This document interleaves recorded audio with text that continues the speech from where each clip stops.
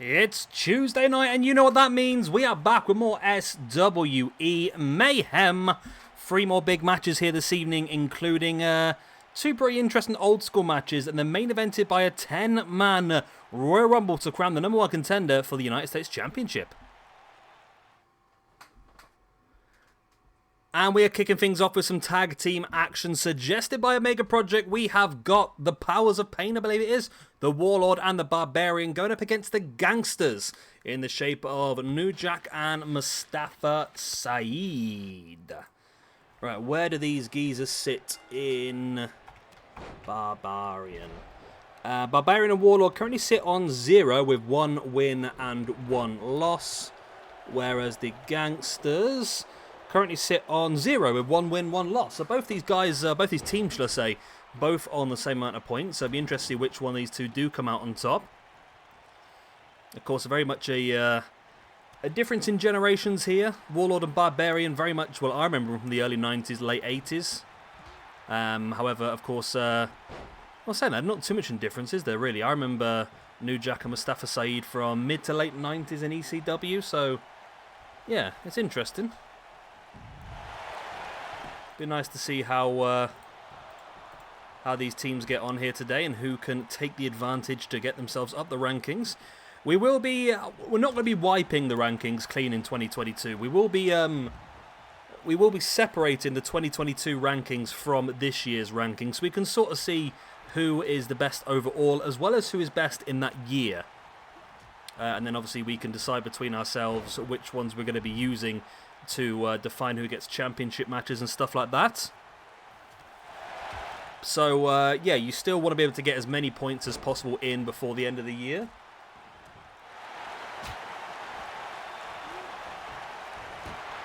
Nice shoulder block takedown there by Barbarian on New Jack. New Jack once again with a shoulder block taking down the Barbarian. And now sending New Jack flying over the top. Nice headbutt. Wow, what power there by Mustafa Saeed. Wow, the Warlord is not... That is the Warlord, isn't it? Yeah, Warlord is not a... I'm going to check now. I thought that... Yeah, the Warlord, yeah.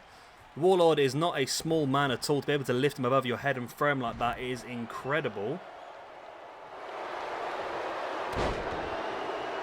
Mustafa Saeed now again with a big power slam.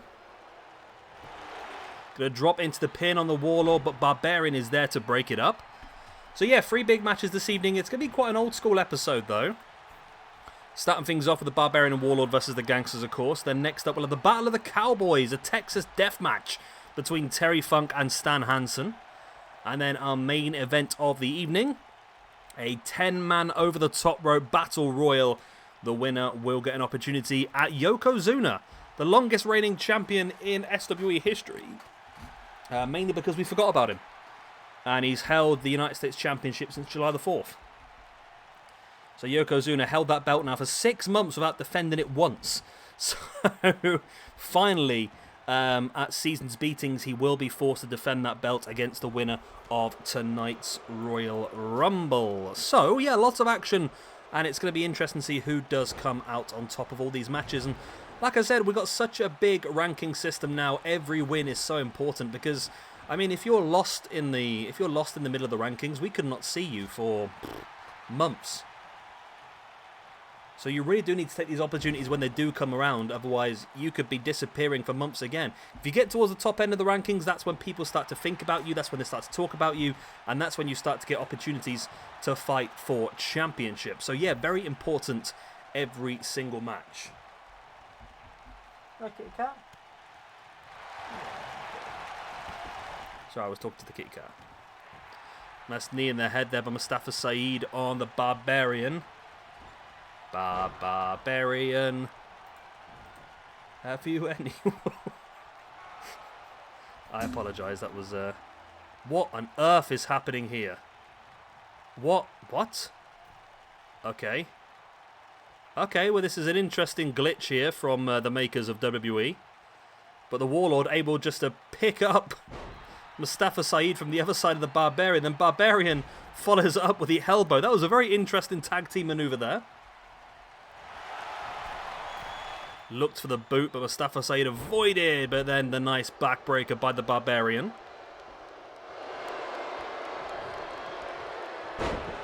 Nice scoop slam by Barbarian as well. Before dropping a headbutt right into the chest of Mustafa Saeed.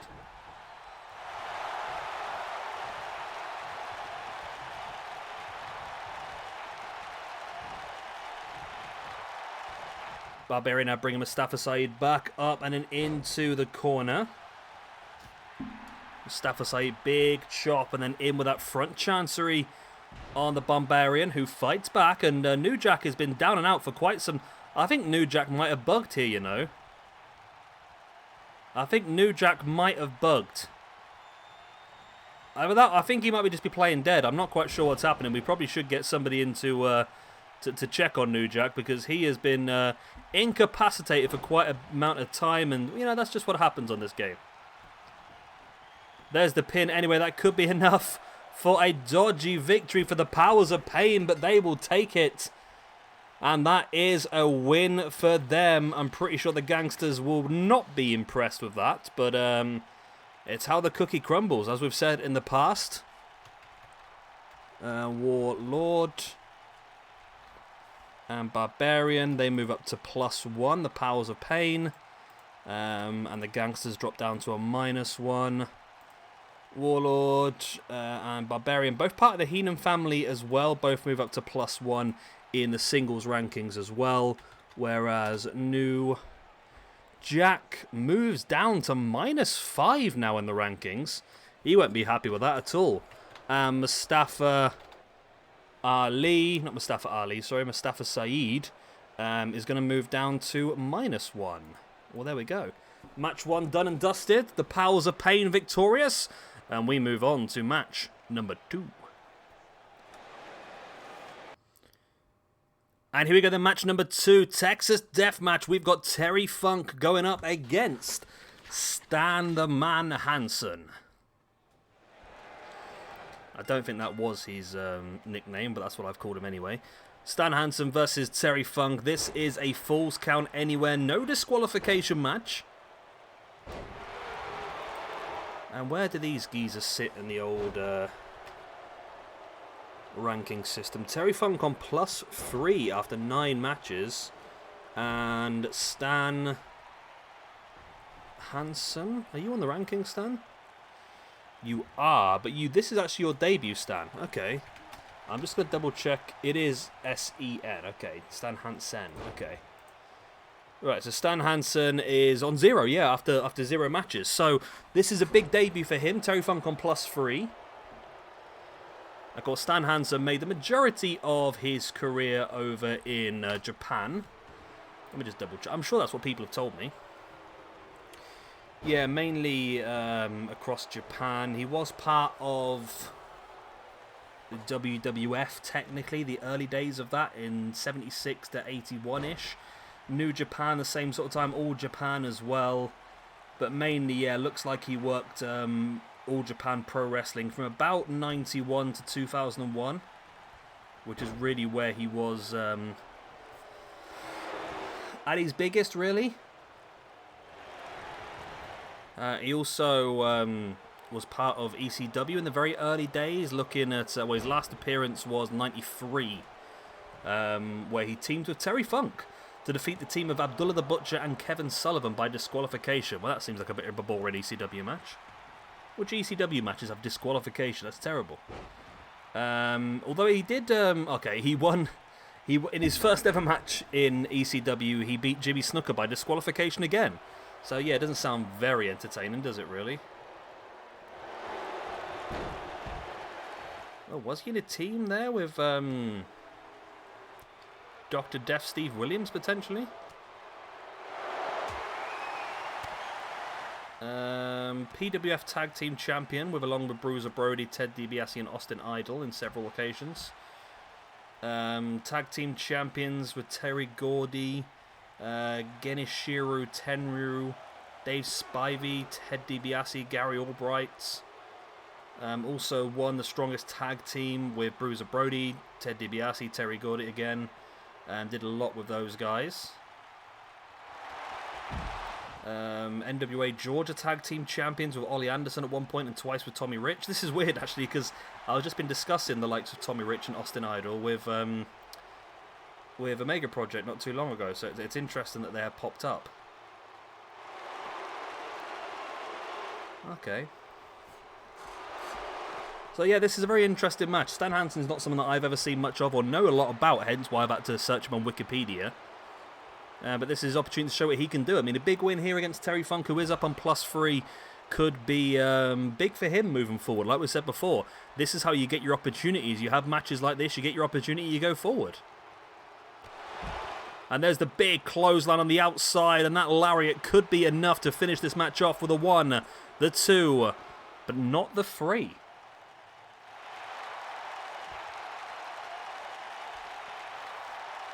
Where's Terry Gordy off to here? Terry Gordy. Where's Stan Hansen off to here?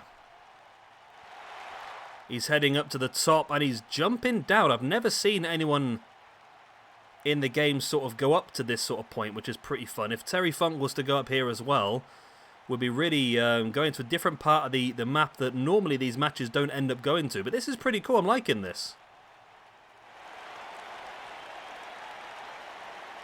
Stan Hansen now comes up to join Terry Funk, big back elbow, and now looking for the scoop slam, but Terry Funk able to break free into the neck breaker on the ramp.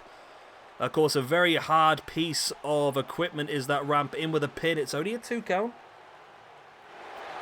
This is great. In all my years of doing this, I've never seen on 2K19 a match ever get to this point of the ramp, so I'm pretty happy with this one so far, I must admit.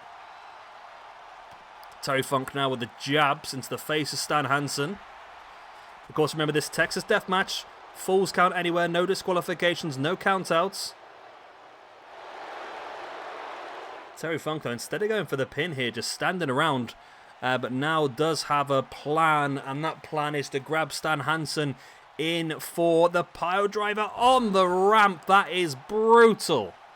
Stan Hansen's spine compressed as his head smashes into the stage, and Terry Funk picks up a brutal victory in what was possibly, I mean, it wasn't the best match in the world, don't get me wrong, but the fact that it's gone up to where it did means that for me it's probably one of the better matches I think we've ever had in terms of Falls Count anywhere, so I'm pretty happy with that one. And that puts Terry Funk now up to +4 in the rankings. Well, there we go. Stan Hansen drops down to -1. Terry Funk on to +1, and we move on to our main event of the evening. And here we go then, we have got a 10-man over-the-top rope battle royal, including Booker T, Blackjack Mulligan, John Cena, Lex Luger, Ricky Steamboat, Bret Hart, Chris Benoit, Lance Storm, Ric Flair, and Sheamus. These are 10 of the people that have been crowned United States Champion more often in the world. And we're starting things off with Lance Storm and Chris Benoit. Now, there's no particular order to the entrances here. Lance Storm has been United States Champion 3 times. And Chris Benoit has been United States Champion 5 times. Now, this counts across both WWF, WWE, WCW. I don't believe ECW have one. But yeah, across those companies. In at number 3 is Ricky the Dragon Steamboat. Now, Ricky held it 4 times. And of course, the winner of this match will go on to face Yokozuna at Seasons Beatings for the SWE United States Championship. Lance Storm taking Steamboat up and down in with a vertical suplex. Benoit able to fight free from Storm. There's a big back elbow. Before now taking Storm up. And number 4 to enter is John Cena. He held the championship 5 times across his career. And of course, there's still time for more.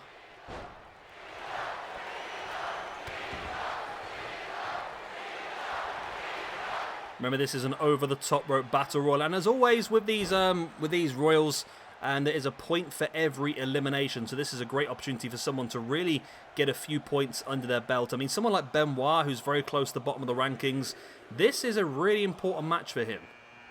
In at number 5 is Blackjack Mulligan. He was champion 4 times. And he's a big lad. He is a big lad, old Mulligan. The father of Barry Windham, I believe. I might be completely wrong there. So, as always, citation needed. As we await the entrance of number 6 in this match. Still no eliminations as of yet. Number 6 is going to be Bret Hart. Now, Bret has held the championship 5 times as well.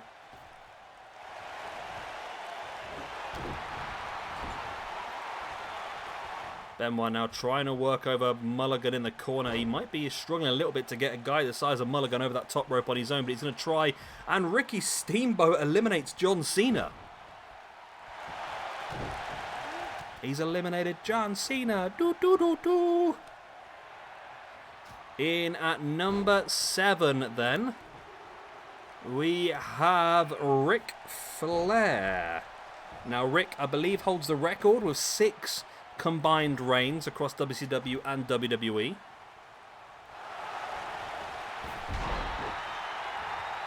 Rocking the fantastic early 90s bowl cut. And going straight after Blackjack Mulligan as Lance Storm eliminates Benoit. Well, that's not a good day for Benoit at all, is it? Like I said, he needed this, and he's actually come out of it worse off than where he came in with -1. As we await the entrance of number 8. Who is Lex Luger. We now have space for the final 2 competitors as well. Lex Luger in the ring. Nice takedown on Lance Storm.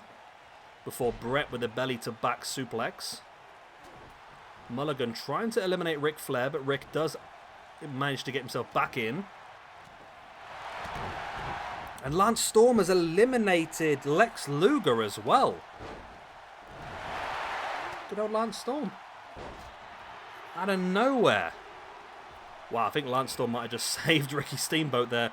Number 9 is Booker T. Booker held the championship 4 times. And I believe this means the final entrant will be Sheamus. Who is one of the lowest, actually, only holding the belt 3 times alongside Lance Storm. And Lance Storm's done pretty well so far. With 2 eliminations as well. Storm's coming out of this one looking pretty good.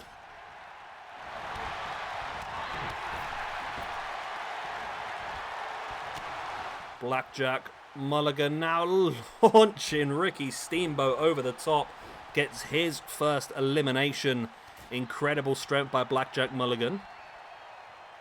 Nice big backbreaker on Lance Storm.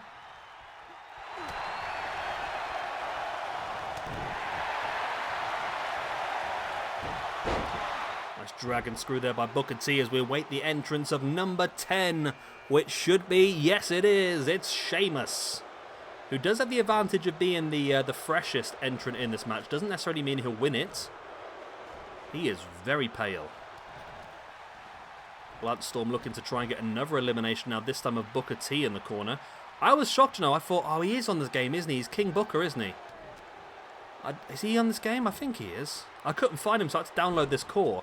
But now I think about it, I think he is, isn't he? He's under King Booker, I'm sure. I don't know. I wish they wouldn't change people's names on this game. It really confuses me. Lance Storm looking to try and get rid of Booker T as well, but Booker able to fight back with a spinning leg lariat. Doesn't quite catch it as much as he wanted to, so Lance is back up. As Mulligan going after Ric Flair, and Blackjack Mulligan eliminates Ric Flair. We are down to our final 5. Half of the competitors are gone. One of these 5 men will get the opportunity, and it's not going to be Blackjack Mulligan, as he is eliminated by Sheamus.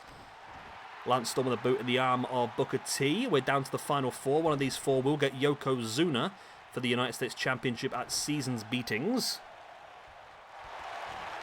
Lance Storm taking Bret Hart up into a sit-out powerbomb.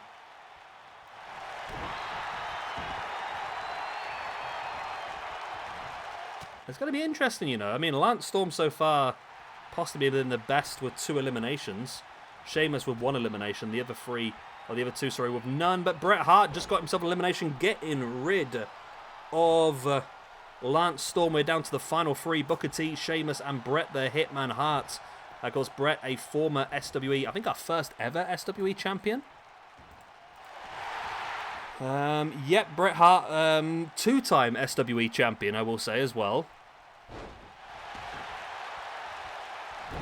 Looking to try and become United States champion. That'd be interesting, wouldn't it, the Canadian?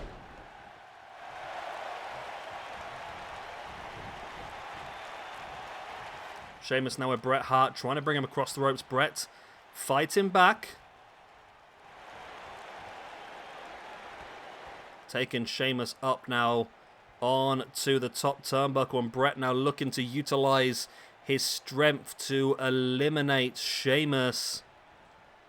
Oh, and it's fought back by Sheamus with the elbow in the head. Bret with the front chancery now taking Sheamus down. Then in with the knee into the shin of Sheamus. Bret rolling Sheamus through and then a big elbow into the shoulder. Booker T now in with the Samoan drop. One of these three men will face Yokozuna. And one of those three men might not be Bret Hart, as Booker T has him in a very difficult situation. Bret is over the top, but holding on to the bottom ropes.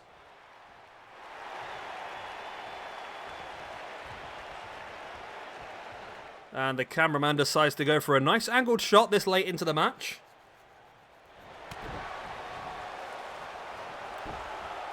Sheamus now with a belly-to-belly slam on Booker T.